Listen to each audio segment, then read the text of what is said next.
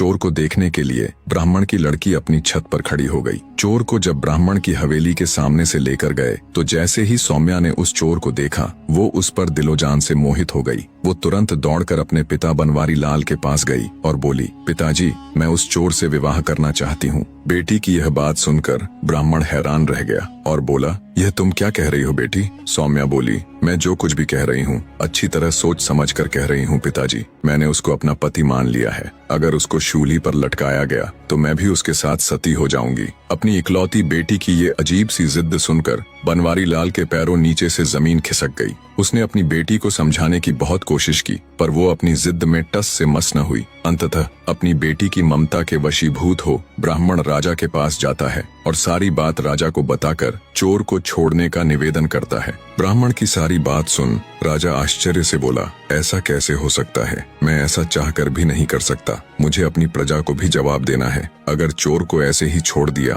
तो सब नगरवासी क्या कहेंगे? कोई हल न मिलने पर बेचारे ब्राह्मण ने वापस घर जाकर अपनी बेटी को बहुतेरा समझाया पर वो अपने निश्चय पर अटल थी। सौम्या के हठ का समाचार पूरे पास पड़ोस में फैल गया। उड़ती उड़ती बात चोर के कानों तक भी आ पहुंची। जब चोर को पता चला तो वह रोने लगा। तय समय और घोषणा के मुताबिक चोर को नगर के चौराहे पर ले जाया गया। चोर को फांसी होने का दृश्य देखने के लिए सारा नगर टूट पड़ा। चोर को जब शूली के पास लाया गया तभी सौम्या भी वहां आ गई। उसके बाल बिखरे हुए थे। उसने बिल्कुल एक वियोगिनी के जैसा वेश बना रखा था। भीड़ के बीच खड़ी हो उसने घोषणा की कि इस चोर को वह अपना पति मान चुकी है और उसके शूली पर चढ़ाए जाने के साथ ही वो भी सती हो जाएगी। उसकी घोषणा सुन वहां मौजूद नगर के लोग उसे समझाने लगे पर सौम्या ने किसी की भी बात नहीं मानी। चोर को जब इस सारी घटना का पता चला तो वह ठट्ठा कर हंस पड़ा कि वह सती होने वाली है। कुछ समय पश्चात चोर को शूली पर लटका दिया गया। आगे दैत्य दंभिकासुर बोला, तो विक्रमादित्य,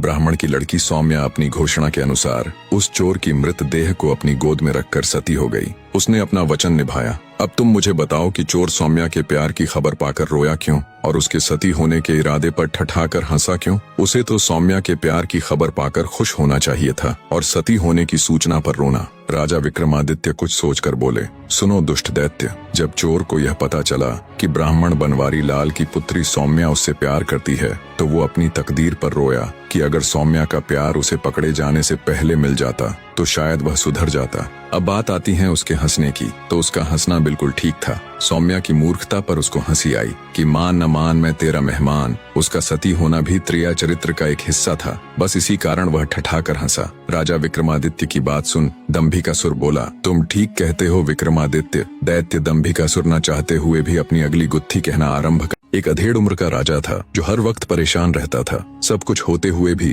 राजा को दुख था तो वो ये कि उसकी कोई संतान नहीं थी। राजा ने संतान प्राप्ति के लिए बड़े से बड़े विद्वान पंडित से लेकर ज्योतिषियों तक को दिखाया पर सबने राजा की कुंडली देखकर एक ही जवाब दिया कि महाराज, आपके भाग्य में संतान सुख नहीं है। अंततः राजा एक साधु के पास वन में चला जाता है और उनके पास रहकर जी जान से उनकी सेवा करने लग जाता है। ऐसे ही समय बीतता गया। राजा को महात्मा जी की सेवा करते पूरे 12 साल हो गए। तब एक दिन साधु ने राजा से पूछा, वत्स, तुम्हें मेरी सेवा करते आज पूरे 12 साल हो गए। इन 12 सालों में न कभी मैंने तुमसे तुम्हारे यहाँ आकर मेरी सेवा करने का उद्देश्य पूछा और न ही कभी तुमने मुझसे कुछ मांगा। मैं तुम्हारी सेवा से बहुत प्रसन्न हूँ। मांगो जो भी मांगना चाहते हो। तब राजा ने हाथ जोड़ साधु महात्मा जी से कहा, महाराज, मुझे किसी चीज की कोई कमी नहीं है, बस कमी है तो एक संतान की। अगर आप मुझे कुछ देना ही चाहते हैं तो मुझे संतान प्राप्ति का आशीर्वाद दीजिए। तब साधु महाराज ने कुछ देर ध्यान लगाया और बोले, वत्स, तुम्हारे भाग्य में तो संतान सुख है ही नहीं, पर चूंकि तुमने मेरी 12 साल तक सेवा की है तो तुम्हें खाली हाथ तो नहीं भेजूंगा। बेटा, मैं तुम्हें संतान प्राप्ति का आशीर्वाद तो दे दूंगा पर तुम्हें जो पुत्र होगा उसकी आयु केवल 20 वर्ष की ही होगी। महात्मा जी की बात सुन राजा बोला, हे साधु महाराज, 20 वर्ष ही सही, हमें संतान सुख तो मिलेगा। और वैसे भी महाराज, मेरी आयु 60 वर्ष की तो हो ही चुकी है। 20 वर्ष तक तो शायद मैं भी जिंदा न रहूं। इसलिए हे महाराज, कृपया मुझे संतान प्राप्ति का आशीर्वाद दीजिए। राजा की बात सुन महात्मा जी राजा को संतान प्राप्ति का आशीर्वाद दे देते हैं। साधु महाराज को प्रणाम कर राजा खुशी खुशी अपने राज्य लौट आता है। कुछ ही दिन पश्चात महारानी गर्भवती हो जाती है। पूरे राज्य में खुशियों का माहौल था। तय समय पर महारानी जी ने एक बिल्कुल स्वस्थ पुत्र को जन्म दिया। ये देख राजा की खुशी का ठिकाना न रहा। राजा ने अपने पुत्र का नाम वीरध्वज रखा। वीरध्वज जब थोड़ा बड़ा हुआ तो राजा ने उसको शिक्षा ग्रहण करने के लिए बाहर भेजने की बजाय राजमहल में ही उसकी शिक्षा की व्यवस्था कर दी। समय बीतता गया। राजकुमार वीरध्वज की सभी प्रकार की शिक्षा और शस्त्र विद्या पूरी हो चुकी थी। वो अब एक आकर्षक युवा बन चुका था। राजकुमार के जवान होते ही दूसरे राज्यों से उसके विवाह के प्रस्ताव आने लगे। राजा भी अपने पुत्र के लिए योग्य कन्या देखने लगे। वे साधु की बात को बिल्कुल भूल चुके थे कि उसके पुत्र की आयु तो सिर्फ 20 वर्ष ही है। पुत्र सुख मिलने के पश्चात राजा की सेहत भी एकदम ठीक ठाक थी।